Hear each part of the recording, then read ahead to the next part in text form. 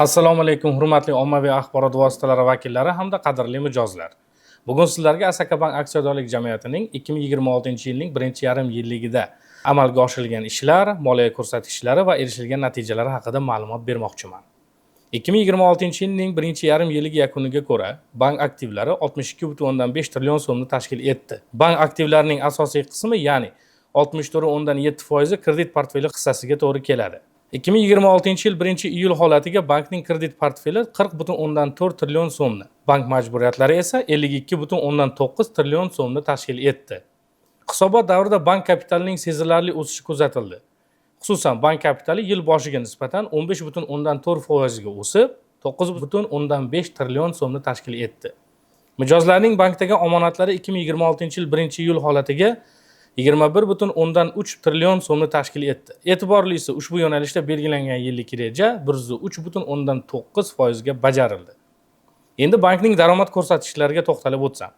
2026-yilning birinchi yarim yillik yakunida bankning foizli daromadlari 2,7 trillion so'mni tashkil etib, o'tgan yilning mos davriga nisbatan 1,8% ga o'sdi.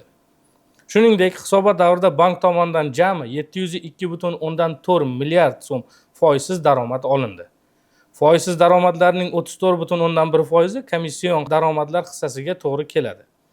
Xususan, yil boshidan buyon mijozlarga turli bank xizmatlarini ko'rsatish orqali jami 239,3 milliard so'm komission daromad olindi. Bank faoliyati samaradorligini aks ettiruvchi eng muhim ko'rsatkichlardan biri bo'lgan sof foyda bo'yicha ham belgilangan rejadan yuqori natija qayd etildi.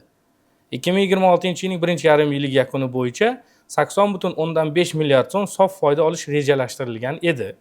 Amalda esa bank 97,5 milliard so'm sof foyda oldi.